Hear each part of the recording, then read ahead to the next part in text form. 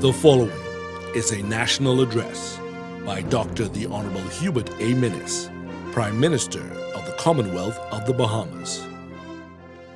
Fellow citizens and residents, good evening. A belated Happy New Year. Upon our election to office, we pledged to listen to the voice, aspirations, dreams, hopes, and desires of our people, and institute policies drawn from the vast experience of Bahamians at home, overseas, and including in the diaspora.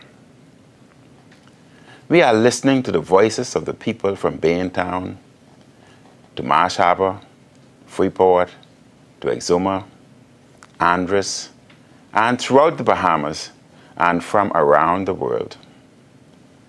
Last May, I promised to address the nation at the beginning of the year and mid-year.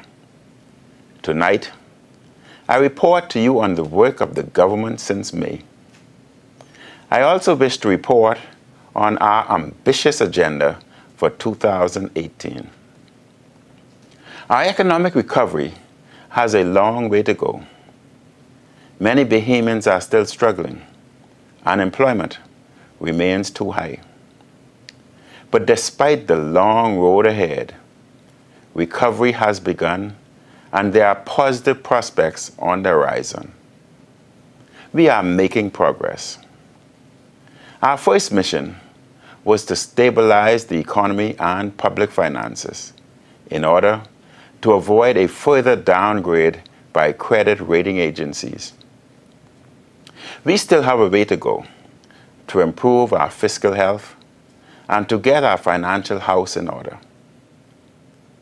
Through discipline and careful financial management, we are steadily improving public finances, reducing waste, and addressing corruption by public officials. To protect our financial service industry, we took decisive action to avoid being blacklisted by the European Union and the Organization of Economic Cooperation and Development.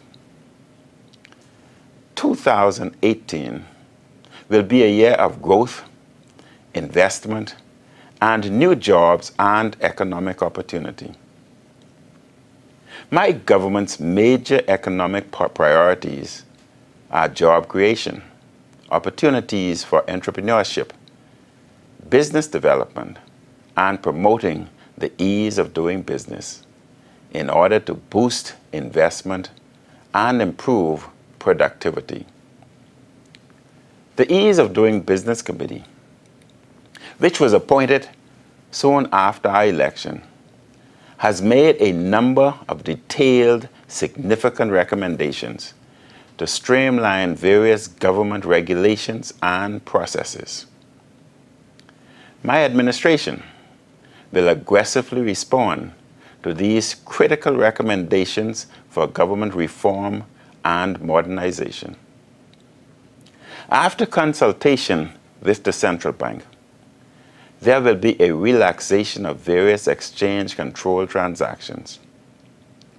Without prior reference to central bank, Bahamian-owned businesses will be allowed to maintain operating deposit accounts with up to $100,000 in foreign currency at domestic commercial banks.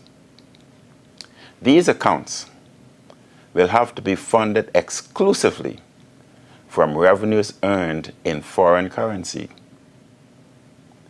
This reform will go into effect on the 1st of February. To streamline the business license process, the Department of Inland Revenue is launching an initiative to make the business license approval process faster and easier by creating a single point for submission of all applications related to the opening of a business. This will eliminate the need for visits to multiple agencies and will provide a source of information where all the requirements for opening a business are clearly outlined. The department is running a pilot program and the new process is expected to be rolled out in the coming weeks. The government has engaged a leading firm to suggest options for tax reform, which will help to rationalize government finances. Fellow Bahamians and residents. In the tourism sector, Bahama launched a new global marketing campaign in November. Grand Hyatt Towers, which opened last year with 1,000 rooms, now has 1,800 rooms available. The SLS at Bahama opened in November. It is expected that Rosewood will open within the next several months. Atlantis, Paradise Island, has also launched a global rebranding, and Four Seasons Hotel and Resorts has been contracted to manage the one and only Ocean Club Resort. Other investments in the pipeline include the 100-room condominium hotel and marina at The Point, and a 118-unit condo hotel project by the Wynn Group at Gold Blossom on West Bay Street.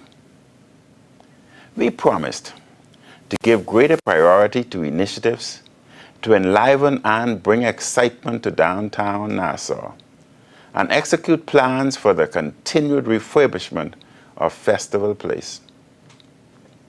We are already moving beyond this commitment and examining plans for the complete redevelopment of Prince George Dock and the surrounding areas.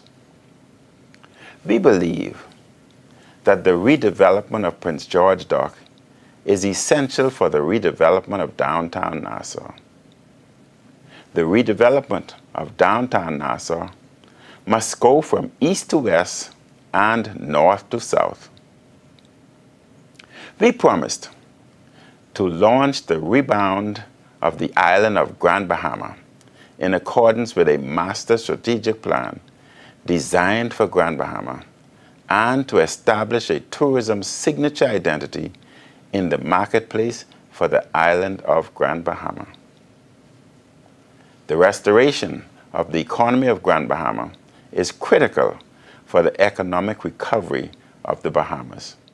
I am delighted to tell the people of Grand Bahama and the people of the Bahamas that our plan for Grand Bahama is well underway, with the private acquisition and management of the Grand Lucayan assets, including the hotels, the golf courses, and the casino. Although this transaction is far from completed, it would not be an exaggeration to say that we will have accomplished in a few months what was not done in a decade. This year, we intend to complete the sale of Grand Lucayan and Memories property. After they are reopened, the economy of Grand Bahama will improve significantly, including with a tremendous increase in employment and related business and economic opportunities. We also promised to focus on the development of Freeport as the focus of an offshore technology hub. Last week, I led a delegation to Austin, Texas, one of the more prominent technology hubs in the United States. While in Texas, we met with several companies that expressed interest in contributing to and taking advantage of the opportunities that are developing in Freeport. We have also successfully negotiated with Bahamas Paradise on the return of the Grand Celebration and the introduction of a new vessel, the Grand Classica, which will bring additional stopover visitors to Grand Bahama. In conjunction with the Ministry of Tourism, we negotiated additional airlift agreement with Sunwing, which should commence this year. The government has recently received an application in relation to West End, Grand Bahama, for the Grand Palm Beach property. In 2008, the previous developer went into foreclosure, and the government has now been advised that Grand Palm Beach Acquisitions Limited has entered into a purchase and sale agreement for the purchase of a large-scale resort known as Gin-sur-Mer in the west end of Grand Bahama. Grand Beach Acquisitions Limited will construct, repair, revitalize, develop, and operate 246 rooms in 3 hotels, a banquet facility, 116 branded hotel residences, 1,000 other residences, a hotel casino site, approximately 150,000 square feet of shops and restaurants, a spa and wellness retreat, 2 marinas, a 18-hole golf course, including driving range, an IFR-rated airport, a resort hospitality training academy, and an organic farm.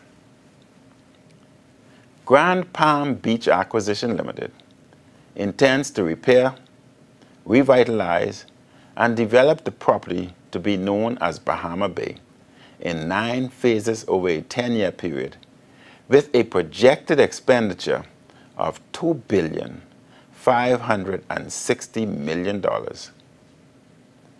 The application is now before the National Economic Council to approve in principle and to authorize the relevant government agencies to negotiate a heads of agreement on an expeditious basis.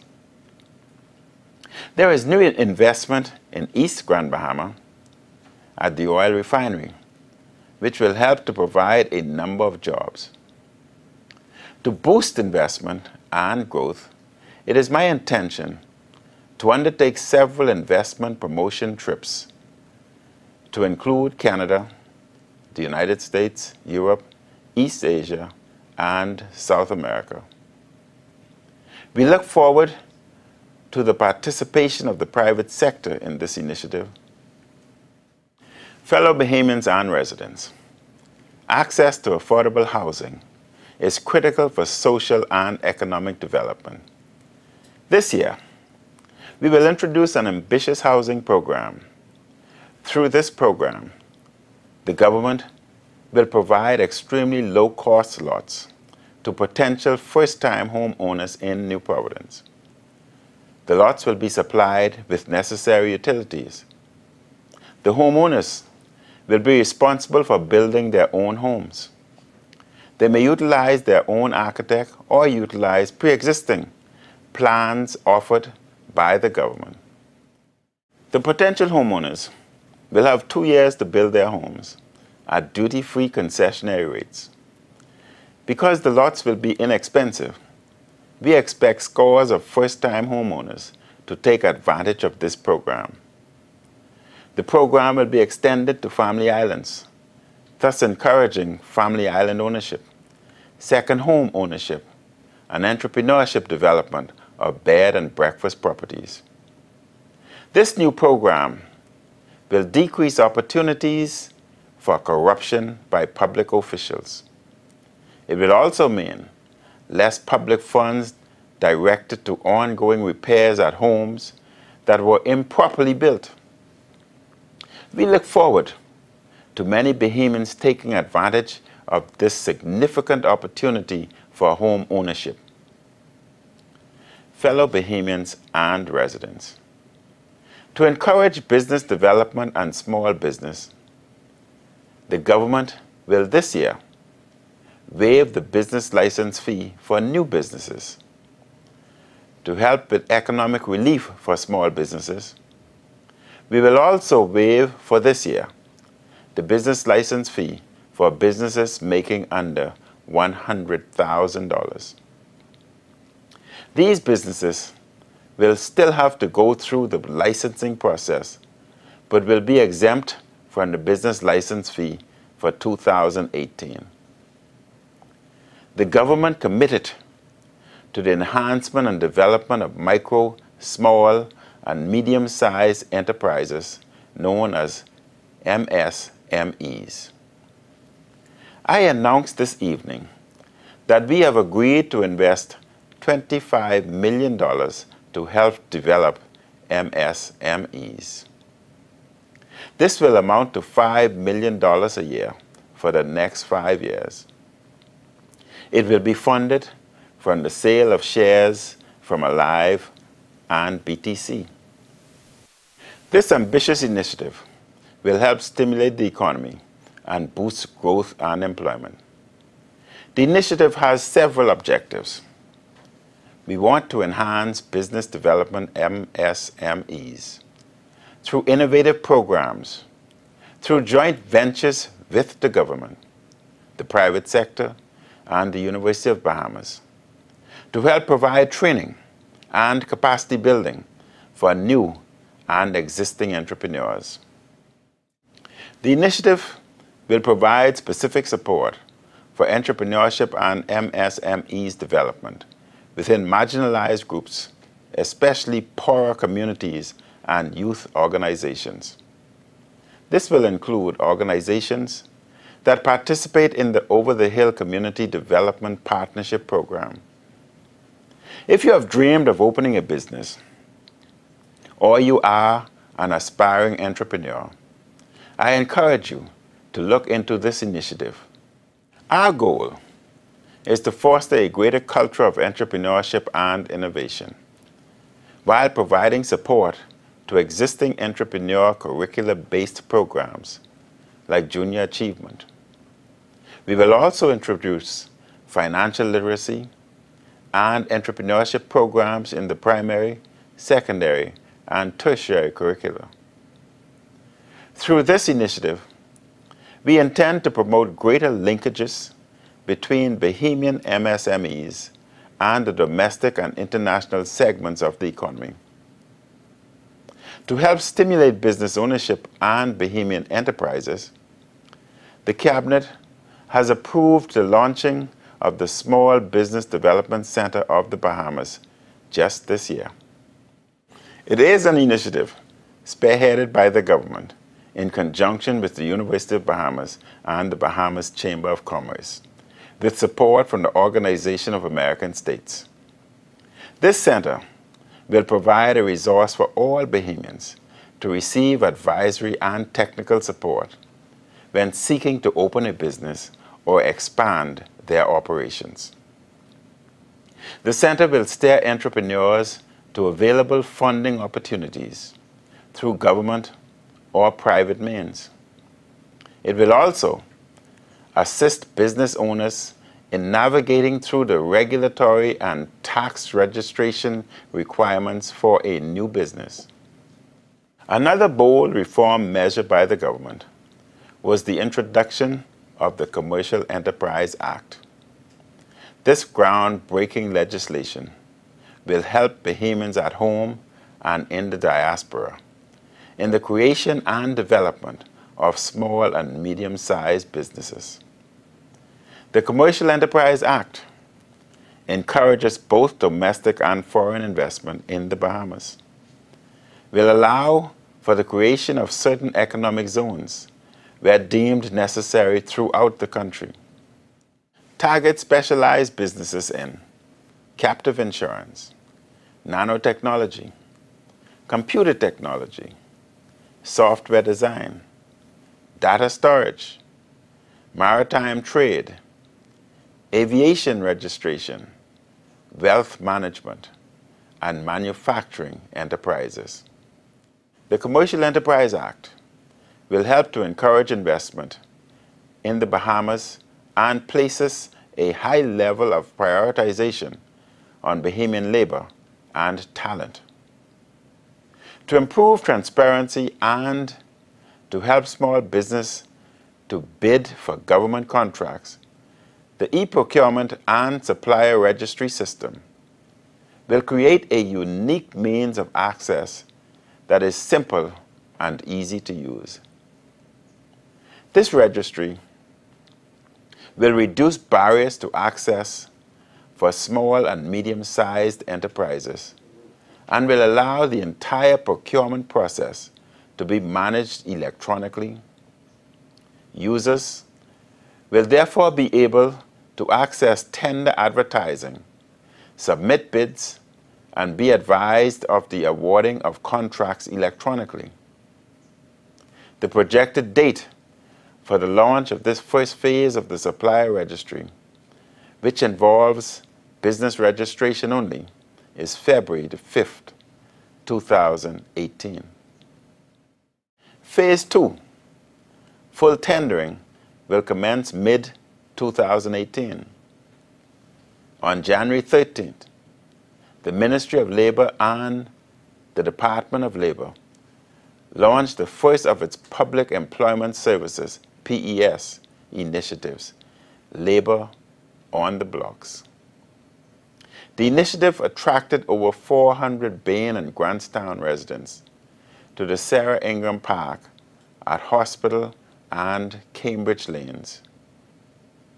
The new program will utilize community parks to register job seekers in the Department of Labor database. The Ministry of Labor was very pleased with the turnout and that hundreds of job seekers registered with the PES. We are also pleased with the level of private sector participation.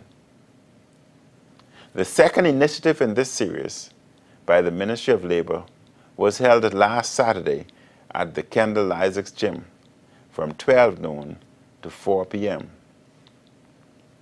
This event, a construction job fair, was designed for job seekers in the construction industry to register with the PES. A number of construction companies participated in the event. In the first quarter of this year, the Department of Labor, in conjunction with the National Training Agency, will relaunch the employability component of the Citizen Security and Justice Program. The Citizen Security and Justice Program has the general objective of reducing crime and violence in the Bahamas. It is an ambitious social intervention program.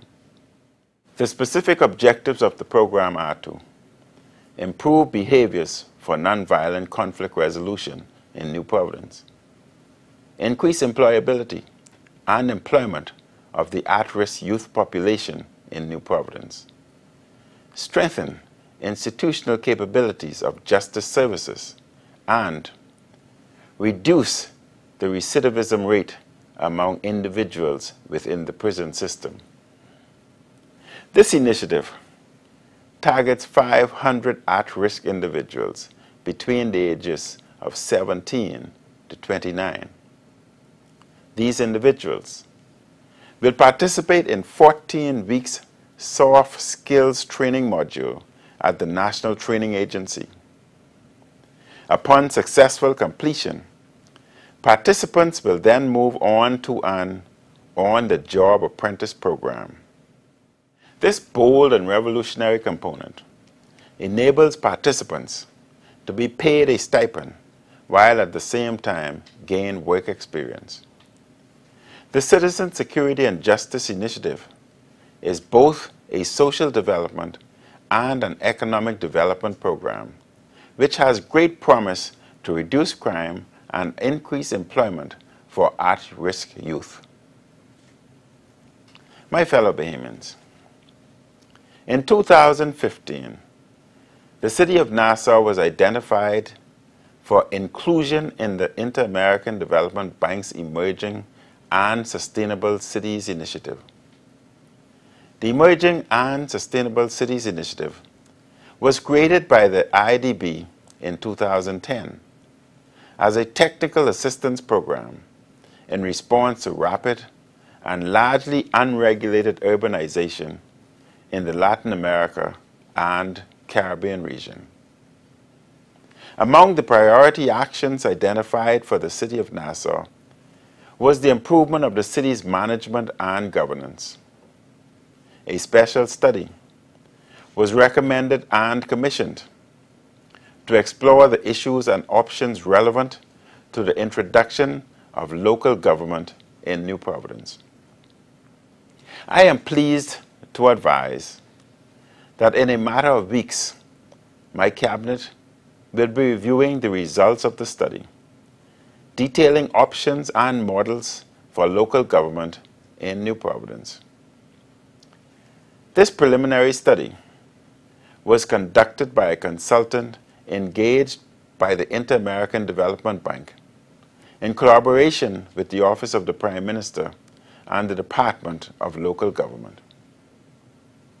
There will be a series of public consultations within the first quarter of this year.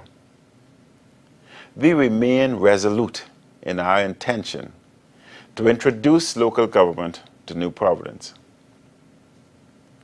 Fellow Bahamians and residents, protecting the citizens of a nation is one of the most fundamental responsibilities of a government. My government places a high priority on public safety and national security. Crime is a dynamic and complex occurrence. In order to successfully combat the criminal elements of today, we must keep in touch with what is happening on our streets and devise workable responses based on the examination of emerging trends.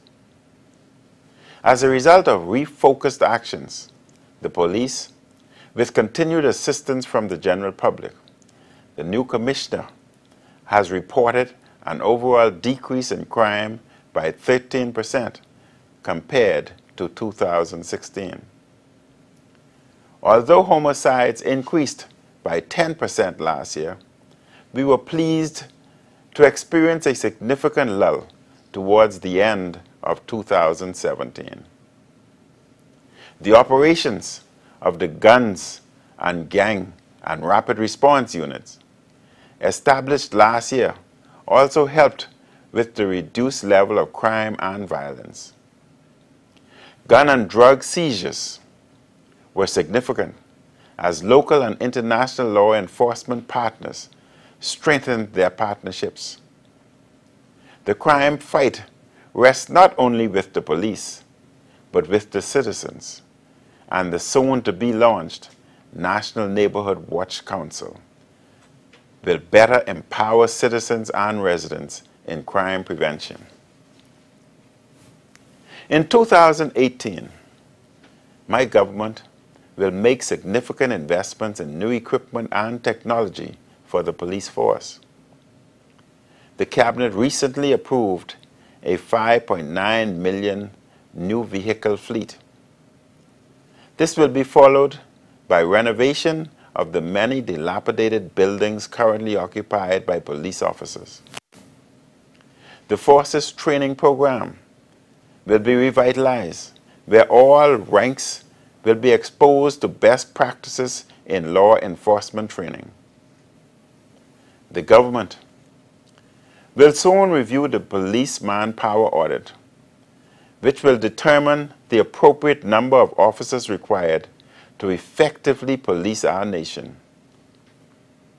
The audit will not only end the need for prescribed promotion dates determined by politicians, but create a fair process that is based on vacancies.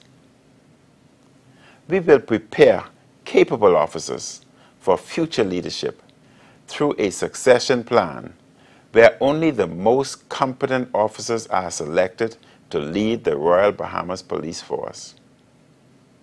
On behalf of the government, I thank our law enforcement officers and officials, along with their families, for their dedicated service. My government has pledged our commitment to ensuring that our borders are properly protected.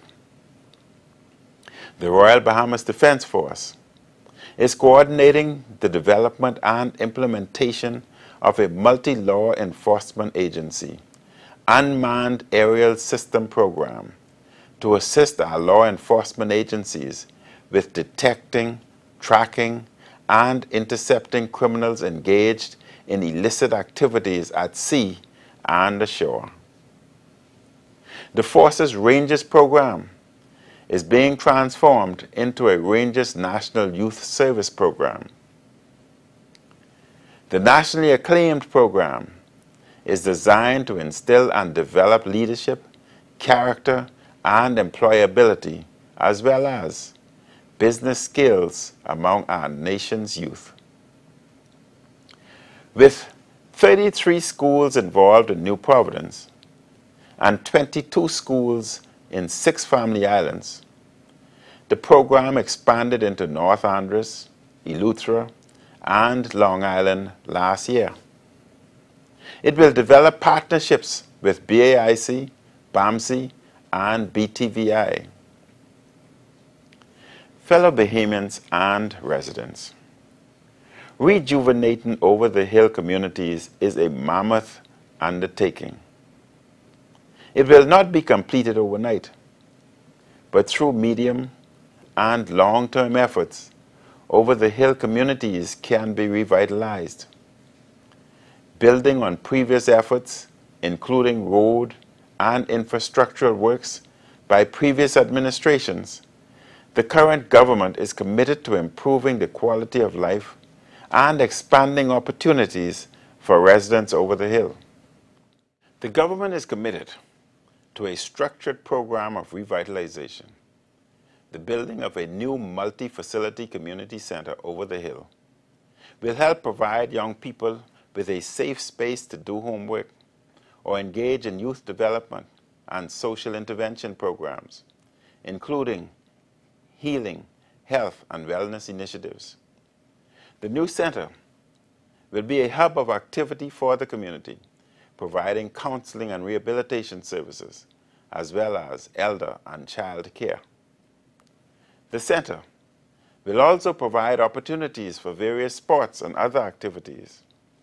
The goal is to help more young people to lead healthier lives and to refrain or turn away from gang involvement, enabling them to imagine new possibilities for their lives.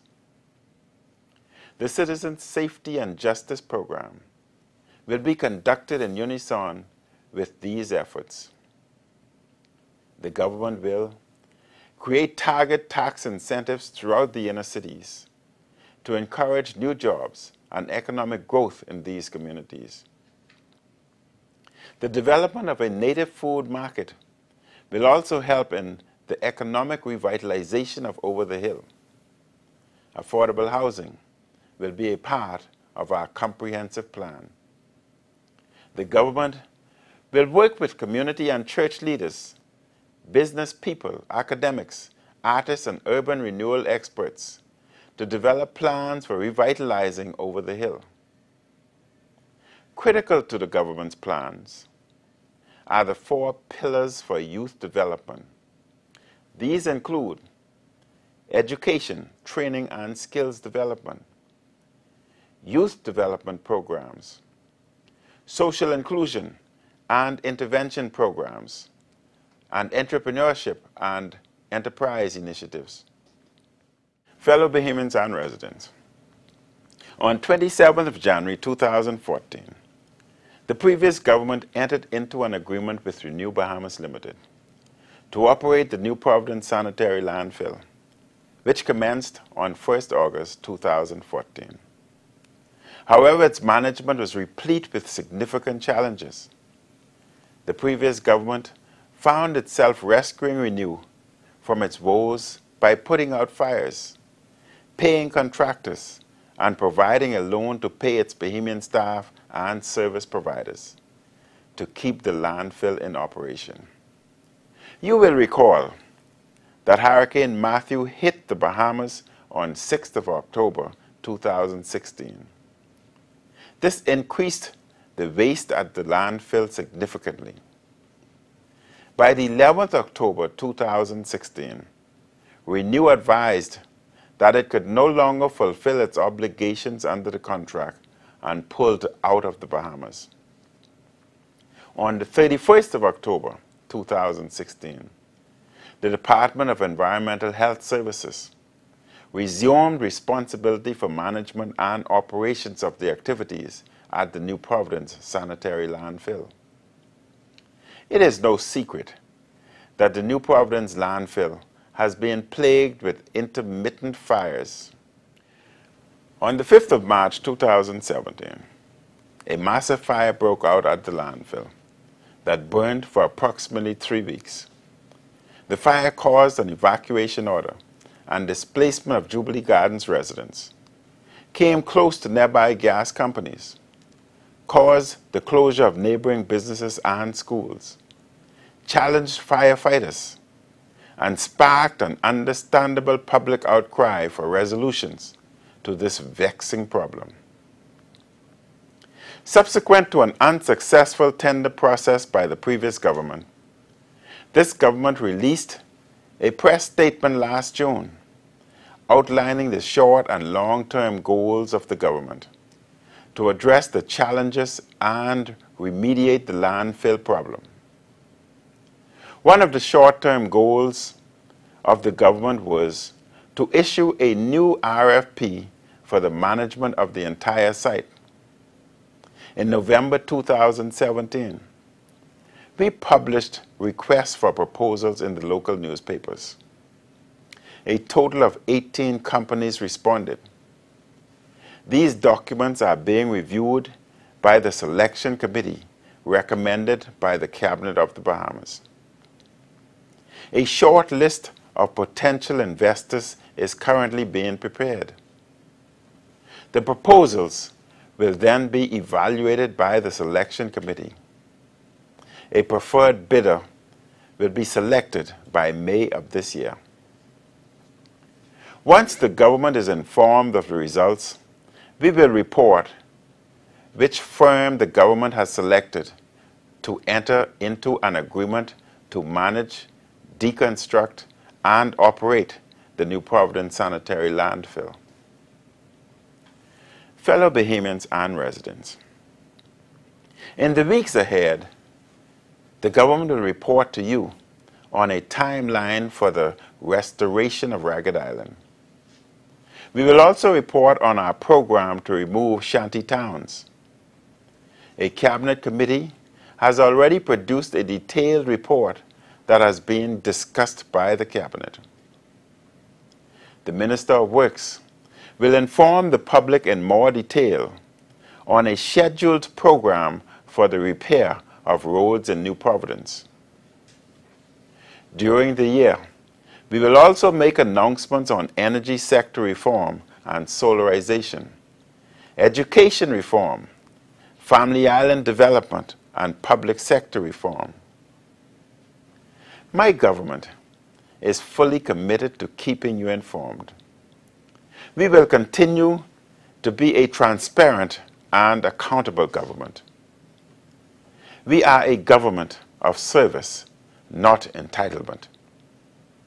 Unlike some others, we expect members of Parliament to be responsible and to pay their electricity and other bills like any other citizen or resident. Fellow Bahamians and residents, to build a new Bahamas is about more than jobs and economic development. As important, it is about the kind of society we wish to be.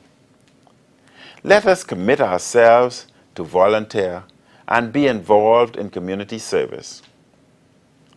Let us respect each other and act with civility by, for example, obeying traffic laws and by not parking in spaces reserved for people with disabilities. I heard a story recently about a woman who went to relicense her car. A young man approached her and asked if she wanted him to remove the old sticker and apply the new sticker. The woman told the young man, who was about 19 or so, that she didn't have any cash to pay him.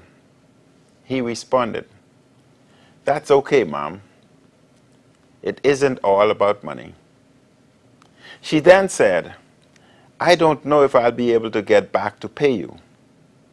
His response, "That's okay. Do something nice for someone else. That will be good enough payment for me." This is the best of the Bahamian spirit. which can be found in many wonderful Bahamians, who are a great promise and gift to our nation. Our great ambition as a people must not only be about economic recovery. Let us aim also for the recovery of civility, the recovery of our social fabric, the recovery of the community, and a genuine sense of the common good. Let me close by thanking my colleagues and our public officers for their hard work and dedicated services. While we have some distance to go in improving our Bahamas, we are well on the way. We are embarked on the important work of reforming, modernizing, and transforming our Bahamas to make us world class. I assure you that I will devote my every energy to ensuring opportunity for all Bahamians, especially poorer Bahamians and our children and youth. May God continue to bless and guide our Bahamas. Thank you and good evening. The proceeding was a national address by Dr. the Honorable Hubert A. Minnis, Prime Minister of the Commonwealth of the Bahamas.